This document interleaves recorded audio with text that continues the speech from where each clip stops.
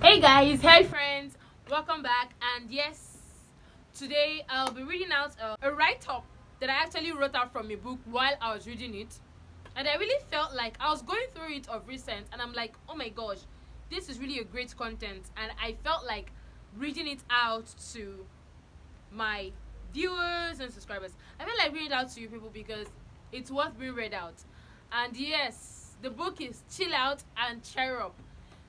This is the third video I'm making of that particular book. If you haven't purchased it, please go purchase it.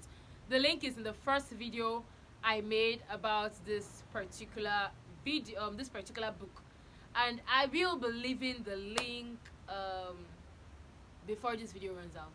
Yes, so let me read out what I wrote about this. Each time I lost myself, I lost gratitude. I call myself a mess. I see all the negative values. So yeah, I felt like each time I feel negative about myself, each time I just lost myself to a lot of negative thoughts, I stop being happy. I stop being grateful for a lot of things I should be grateful for. I lost the attitude of gratitude. And seriously, gratitude is just something that can elevate your mood. I never knew this until I started practicing what was taught in the 5 a.m. club. I have not filmed that yet. In fact, I have read a lot of books they have not filmed yet. They should be up to 6 to 7 books now, and I have not done any filming about this book. So I should be doing my first quarter of the year very soon. I should be rounding up all that I have read soon, and yes, I'll talk about it. So I did the 2020 principle that I learned from the 5 a.m. club. And the first 20 is exercise, the second 20 is gratitude, and the third 20 is actually reading something very productive. So yes, while being giving gratitude for what I felt I should give gratitude for, I never felt it's going to boost my mood.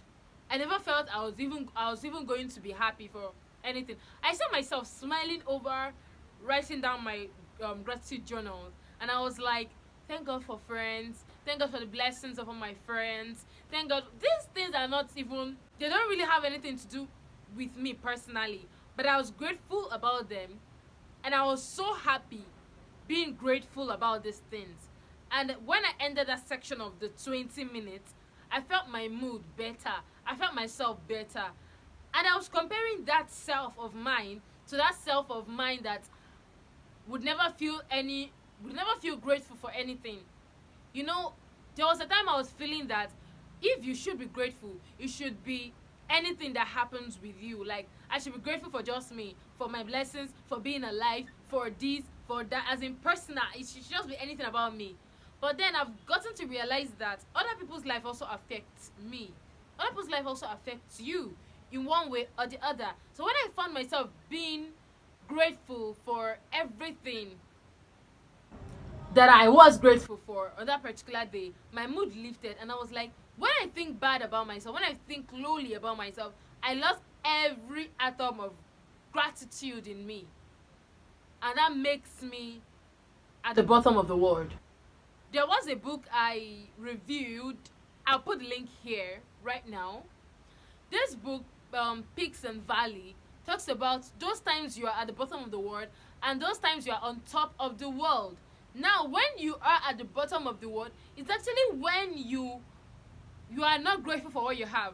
You're really missing those things you don't have. You do not think about the blessings you have. You're thinking of the things you don't have. I have a phone, I don't have a laptop, and I am missing the laptop I don't have instead of being grateful for the phone I have, knowing that a lot of people don't have phones. Do you get? Like, at that point I start missing the things I don't have. I become at the valley of my word. I just see myself drop down to the bottom of the world. I will not be grateful, and you see the smile ceases, and I won't be able to smile and be grateful any longer. But that period, I notice, and I observe, and I know that, oh, I have a phone. Wow, that's great. That's awesome. That's wonderful. I met some group of people yesterday and they don't have a phone, and I have a phone. Oh my gosh, that's nice. You see that I begin to smile and I'm happy that okay, thank God I have a phone instead of I don't have a laptop. You see, like you should be grateful for the things actually that you have and bring back the gratitude in you. These things can boost you. These things can even boost your success. It can boost the rate you perform well in whatever task you do, because when you are always grateful about things, you are boosting your mood. So yes. And then I went on by saying the world, if be run by children, would be a lovelier place. When born into the world, they try to act and practice what they think is cool from within. You know, children, they tend to practice what they think. When you see children, they just do what they think is good and cool from within. Then they've not really started soaking in lessons from the world. They've not started soaking in the things that the society wants to teach them. They are still doing them. They are still doing whatever is within them. You get? So, and that's why sometimes they say if you want to be successful, be like the children, because they always act, at the first impulse. When their mind says stand up, you see them, they just stand. They don't have to think about it. Should I stand? Will my leg pain me if I stand? Will somebody beat me if I stand? What will happen to me if I stand? They don't really start thinking about all of these things. They just immediately stand to their feet. But then we as adults, we start thinking, what will happen if I stand up? What will happen to me? Will somebody just slap me? Will a car crush me? Will this happen? We start thinking about a lot of things, delaying our success, delaying the things we should start doing. So, but children actually act out of that first impulse, which is good for our success. Though, yes, I know we should put our cons and pros to place, but then a lot of us just drag it too long, longer than it should be, and you don't start doing that thing you really want to start doing, and it delays your progress, it delays your success, it delays the thing you should start doing, which shouldn't. They say what's in their heart, and they don't keep it. They don't keep it within. They embrace everybody, including those they have not met for the first time. That's so amazing about children. They embrace everybody they get to see, even people that they've not met for the first time. I can't even count how many kids actually come to me, run to me, to embrace me, even when we don't know. And even if I know them, we don't know that much for them to really come embrace me. So you see, they're always very peaceful and loving creatures until they start soaking in what the society wants to teach them. Right? And even those that don't know you, just give them about a day or 2 days. They really familiarize themselves with you, and everything becomes normal. They start treating you as the first class friend, which you are to them. Yeah. Okay, let's keep reading.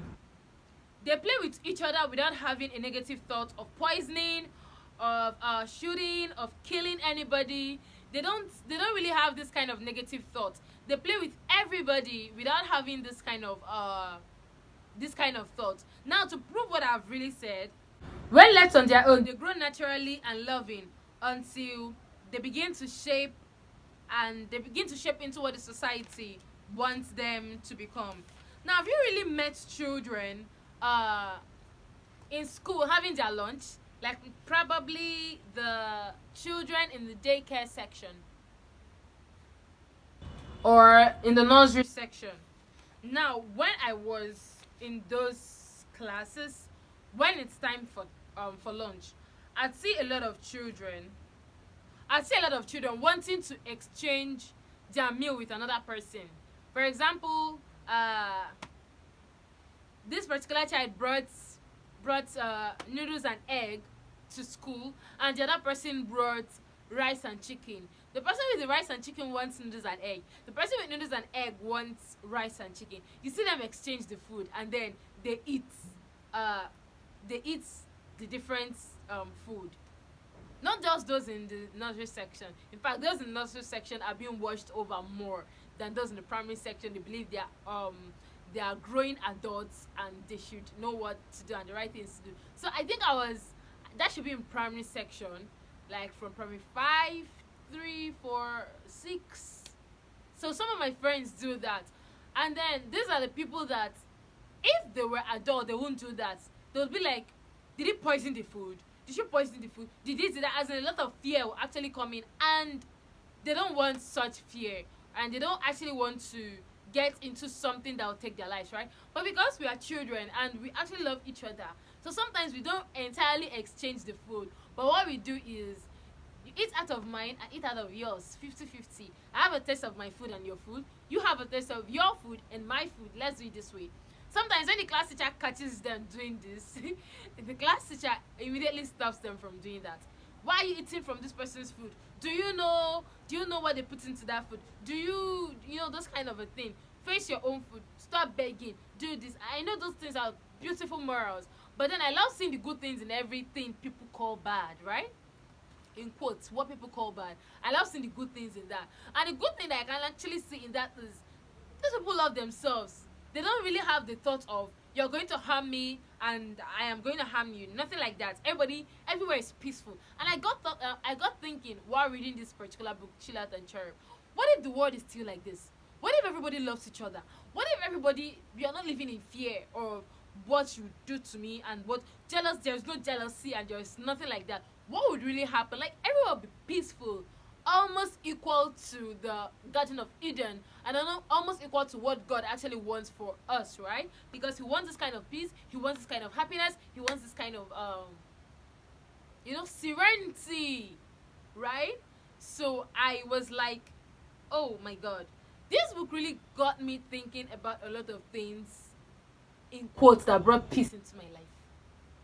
And I was able to just throw out a lot of junk, like, we are going to die someday and die. We're just going to die someday. And all of these struggles, all of this hate, will stop. The person you are hating will still be living, might still be living, and you'll be there in the grave. Like, why the hate? Why the pressure? Why this? Why that? Why not just live a happy life and everybody lives together in peace? Why not that? So yes, this is actually what I got from it. It's more than this though, but I don't want to make the video longer than this. Okay, there was actually a time, now talking about the social medias and all the perfectionism in social media life and all, there was a time I don't care about the kind of pictures I post on social media. I don't want to know if it's beautiful. I don't want to know if it's not. I just take pictures. I don't even use filters, and I post. So today I don't use filters. I don't like using filters.